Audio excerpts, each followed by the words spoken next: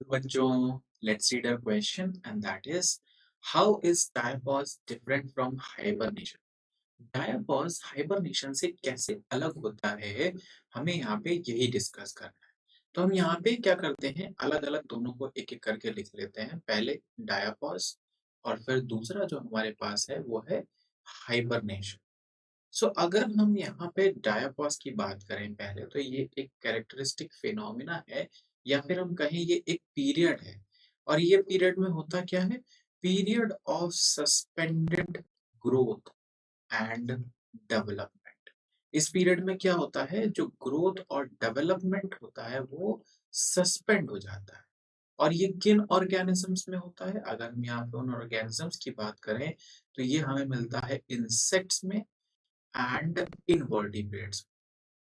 ये हमें इन दो ऑर्गेनिजम्स में मिलता है। और इसमें होता क्या है, इसमें असल में होता यह है कि जो मेटाबॉलिक एक्टिविटी होती है वो रिड्यूस हो जाती है।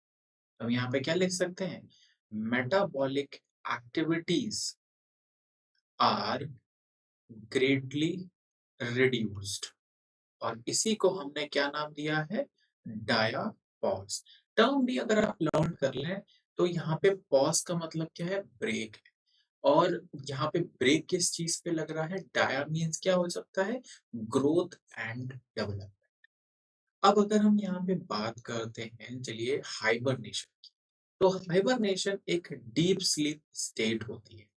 जब भी हाइबरनेशन की बात होगी, ध्यान रखिएगा हम किसकी बात कर रहे हैं, एक डीप स्लीप स्टेट की बात कर रहे हैं, जो कि एक कैरेक्टरिस्टिक फिनोमिना होता है to overcome the stress in the environment.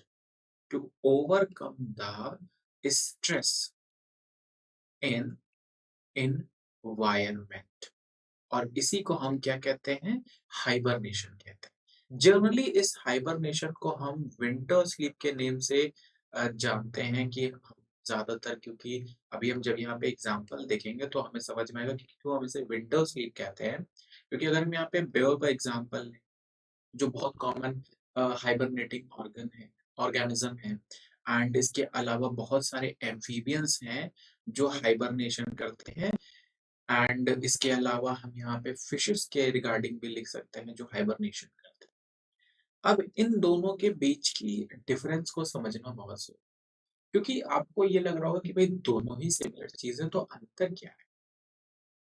डायाबॉस एक ऐसा फिनोमेनन है जहां पर टोटल जो होता है, हम कह सकते हैं जो ग्रोथ है, जो डेवलपमेंट है, वो सस्पेंड हो जाता है।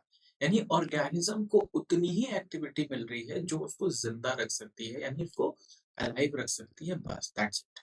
इससे ज्यादा कोई एक्टिविटी नहीं है। इसीलिए हमने क्या बोला, period of suspended growth and development in insects and invertebrates. जब कंडीशन या इन्वायरमेंटल फैक्टर्स फेवरेबल नहीं होते हैं तो ये ऐसा करते हैं। और ये इनके लिए फेवरेबल इसलिए होता है क्योंकि इनकी बॉडी छोटी होती है, इनकी रिक्वायरमेंट्स कम होती है। जबकि हाइबरनेशन जो है ये एक डीप स्लीप स्टेट है। और इसमें क्या होता है, ये ओवरकम, क्या मैंने बताया, ओवरकम को स्ट्रेस करने के लिए है।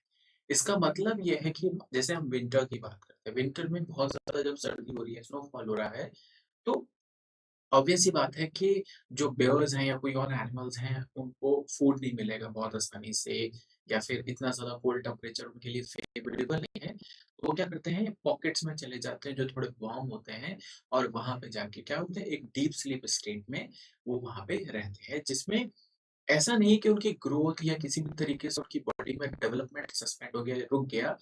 उनमें होता क्या है कि उनकी मेटाबॉलिक एक्टिविटी सिर्फ स्लो हो जाती है, कि वो धीरे-धीरे जो कुछ भी उन्होंने अपनी बॉडी में कंज़्यूम किया एज़ अ फूड, वो धीरे-धीरे रिड्यूस होगा। और इसीलिए वो डीप स्लीप में जाते हैं ताकि वो अपनी एनर्जी वेस्ट ना करें। क्योंकि मूवमेंट होगा तो एनर्जी वेस्ट होगी, फिर उसके लिए उन्हें फूड ढूँढना पड़ेगा, तो इसीलिए वो ये अवॉइड करने के लिए डीप स्लीप स्टेट में चले जाते हैं। और यही डिफरेंस होता है डायापॉज़ और hibernation. I hope this will help you. Thank you.